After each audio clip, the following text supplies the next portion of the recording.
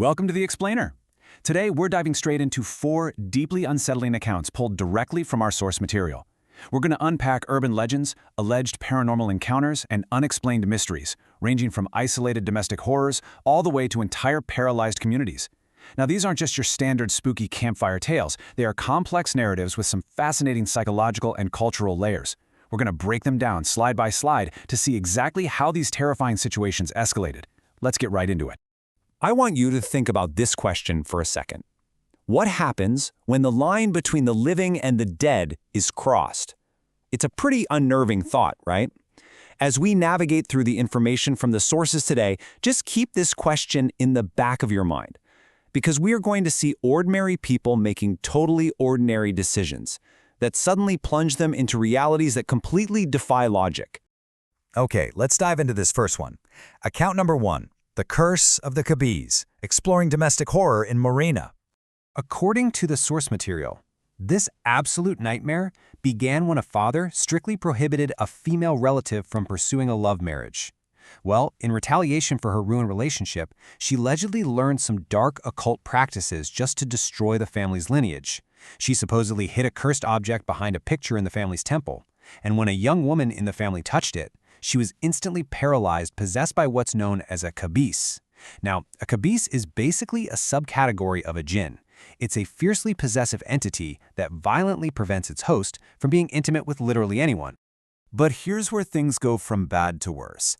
Despite this possession, the family goes ahead and arranges a marriage for the young woman with a local police officer. To protect her, a local pundit gives her a protective talisman, and his instructions were crystal clear. Remove the talisman right before the wedding vows. But the reality?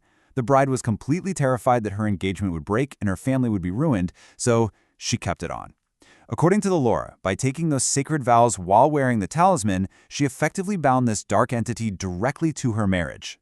Now, what's really interesting about this slide is the severe physical and psychological toll documented by the source. Look at these symptoms. She would wake up at exactly midnight every night, and her voice would completely drop into this dominant male tone. She started exhibiting unnatural physical strength, violently assaulting her husband, who, remember, is a trained police officer. But even more chilling are the medical anomalies. She suffered a tragic miscarriage at 7 months, and it was claimed her blood appeared unnaturally black. It's just a harrowing account of a family completely dismantled from the inside out.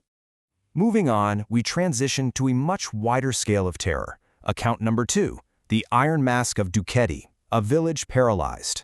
Our source takes us to Ducati, a village in Umbala, where an entire community was basically forced into a nightly lockdown by a physical intruder. CCTV footage actually captured this bizarre figure. We're talking about a man roughly 6 feet tall, walking completely barefoot with his face obscured by this strange iron mask or web. What makes this so unnerving is his impossible knowledge. He somehow knew the exact architectural layout of every single house in the village, scaling high walls like it was nothing. And yet, whenever the villagers' guards tried to confront him with weapons, he would vanish instantly, often right near the local graveyard. But here is the absolute wild card in all of this, the impossible act. Before beginning his nightly prowl, this entity would go to the local temple at midnight and light a diya, a sacred oil lamp. I mean, it's a massive paradox. Think about it. If this is a malicious, negative entity, how does it possess the ability or even the desire to perform a holy act in a sacred space? It left the villagers completely stumped, totally blurring the lines between a physical trespasser and a supernatural force.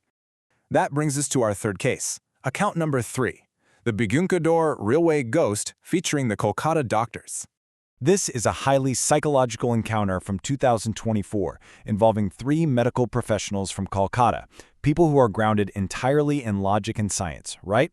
Well, they get stranded at Bigunkador Station in West Bengal. And this isn't just any station, it's an infamous site reportedly shut down for 42 years because railway workers kept seeing a woman's spirit actually outrunning the trains. The source highlights that one of the doctors, Rajiv, suffered from severe amnesia after an accident years prior. But the moment he stepped foot near the station, his entire demeanor shifted, almost as if the environment itself was triggering something buried deep in his mind. You know how horror stories always have that sequence of terrible decisions? Let's trace their steps. Step 1. Sudden, torrential rain causes them to miss their 6 p.m. return train, leaving them completely stranded. Step 2. Out of sheer boredom and desperation, they ignore a direct, serious warning from the ticket collector to strictly avoid interacting with the locals. Step 3. They are approached by an old man with a walking stick who hypnotically charms them into leaving the safety of the platform. They decide to seek shelter and a home-cooked meal in his isolated hut, way out in the fields. And this brilliantly illustrates the terrifying clash between logic and the supernatural. When they get to the hut, the old man asks Rajiv to examine his sick sister, who is lying under a white sheet. The doctor's assumption is simple, right? An old man is caring for his sick relative.